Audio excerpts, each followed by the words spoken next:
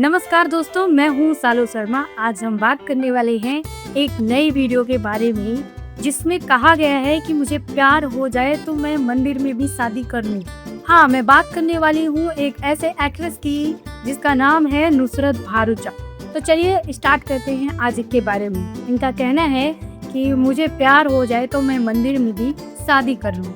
Love, sex और धोखा से अपने करियर की शुरुआत करने वाली नुसरत भारूचा को प्यार का पंचनामा और सोनू के टीटू की स्वीटी में काफी पसंद किया गया, मगर बहुत जल्द ही नुसरत जनहित में जारी है। अकेली और छोरी जैसी फिल्मों से महिला मुद्दों को आगे ले जाने वाली हीरोइन बन गई है। इन दिनों वह अपनी हॉरर फिल्म छोरी 2 को लेकर चर्चा में है, जो महिलाओं से जुड़ी कुरीतियों पर आधारित है। यहाँ Nusrat career social media horror genre के अलावा महिला मुद्दों पर बेबाक होकर बात करती हैं। फिल्मों में विविध रंगी भूमिकाएं हों या OTT पर अजीब दास्तान जैसी शॉर्ट फिल्में, नुसरत भारूचा ने हर जगह अपनी एक्टिंग टैलेंट पर परिचय दिया।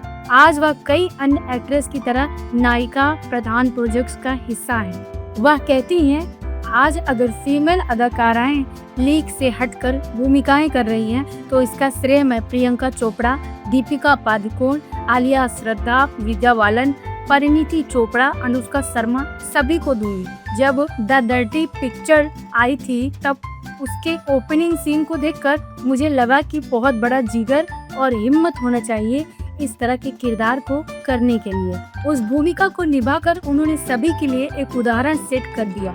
उन्होंने हम एक्ट्रेसेस के लिए एक रास्ता खोला। आपको बता दें, नुसरत की फिल्में जनहित में जारी हो या अकेली या फिर फिल्म छोरी 2 को हमेशा महिला मुद्दों की बात करती हैं, मगर उनकी निजी तौर पर लड़की होने के नाते क्या बात परेशान करती है?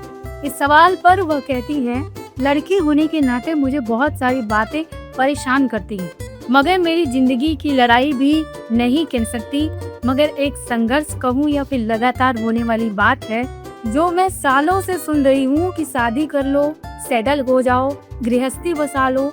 अब इस घर में मैं रह रही हूँ, ये मेरा अपना घर है, मैं अपने पेरेंट्स की देखभाल कर रही हूँ, तो ऐसा क्या है जो मैं सेटल नहीं हूँ? लोगों को ऐसा क्यों लगता है कि मुझे शादी करके पति का घर संभाल कर उसकी चीजें करके ही सेटलमेंट का एहसास होगा, और उसी से सोसाइटी में लोगों को लगेगा कि सब ठीक है, अब ये सेटल है।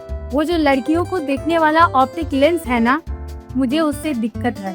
मैं शादी के खिलाफ नहीं हूँ, अगर मुझे कल को कोई अच्छा लड़का मिल जाए तो कर लूंगी। मुझे प्यार हो जाए तो मैं मंदिर में जाकर शादी कर लूँ। मगर जब लोग मुझसे कहते हैं अभी तक शादी नहीं हुई, अकेले रहती हो, अच्छा, ये नजरिया जो है वो बहुत खलता है। आप जीवन में सफल हो, आत्मनिर्भर हो, मगर चूंकि आपने शादी नहीं की तो आपको एक लग दृष्टि से देखा जाएगा। मैं इस सोच को बदलना चाहती हूँ। मैं चाहती हूँ कि हम लड़कियों को शादी ना करने की उनकी चॉइस पर भी स्वीकार करें। हम लड़कियाँ आज आगे बढ़ रही हैं, अच्छे पदों पर हैं, घर भी संभाल रही हैं, मगर आप हमें घर की रोजी रोटी कमाने वाली का दर्जा नहीं देना चाहते। शादी मेरे अस्तित्व का सवाल नहीं होना चाहिए। आगे नुसरत भारूचा जी कहती हैं, इसमें कोई दो राय नहीं कि आज सोशल मीडिया हमारे लिए जितना जरूरी है उतना ही हम उसके चंगुल में फंसकर धंसते जा रहे हैं। सोशल मीडिया के मुद्दे पर नुसरत कहती हैं, सच कहूँ तो हमने भ्रूण जैसी कुप्रथा पर छोरी बनाई, मगर मुझे लगता है कि सालों बाद हम सोशल मीडिया के इविल प्रैक्टिस पर फिल्में बनाएंगे। हमने इसे बनाया है और अब ये हमारे लिए एक भस्मासुर की तरह हो गया है। इंस्टाग्राम पर मैं बहुत ही दुखद चीजें सुनती रहती हूँ कि लोग डिप्रेशन में हैं, अपनी जान लेना चाहते हैं। मतलब मैं क्या कहूँ, कई इंटरव्यूज में मुझसे पूछा जाता है कि क्या मैं कमेंट्स पढ़ती हूँ, तो कई बार पढ़ती हूँ तो इतने रैंडम होते हैं कि मुझे लगता है कि लोगों के पास कोई काम ही नहीं है। उनकी सोच सालों बाद भी कितनी ओझी है। मुझे डर लगता है कि आज अगर ऐसा है तो ये सोशल मीडिया और इंटरनेट आगे कहाँ कहाँ जाएगा। मैं तो नोकिया फ़ोन लेना चाहूँगी जिसका इस्तेमाल सिर्फ फ़ोन करने के लिए किया जाता है। मगर क्या कहूँ, आज मैं खुद वायरिज्म इंटरनेट का हिस्सा हूँ। मैंने सालों पहले LSD, लव, सेक्स और धोखा जैसे फिल्म की थी जो इंटरनेट के शिकार पर आधारित थी, और आज हम हद पार करते जा रहे हैं। नुसरत का मानना है कि बीते सालों में हॉरर फिल्में रीडिफाइन हुई हैं।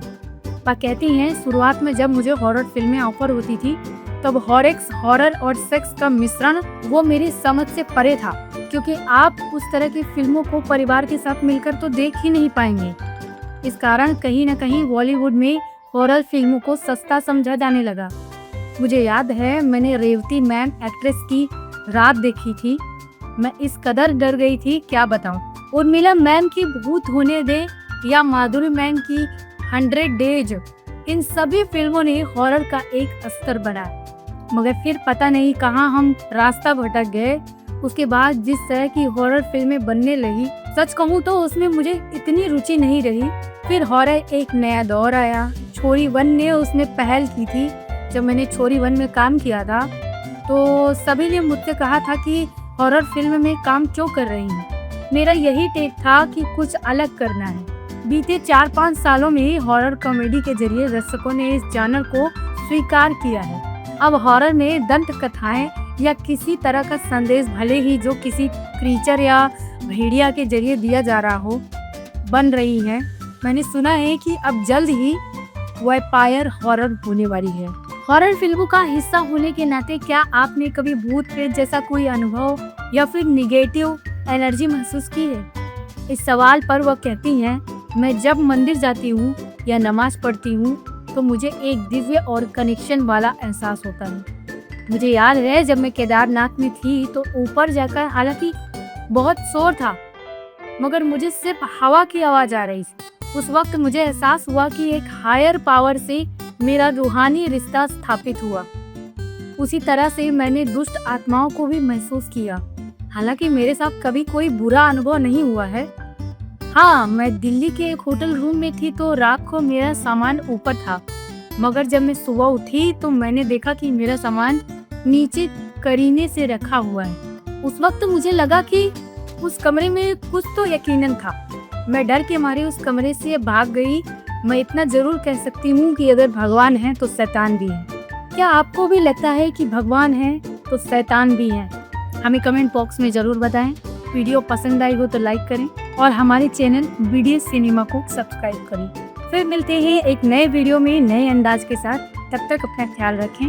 धन्यवाद।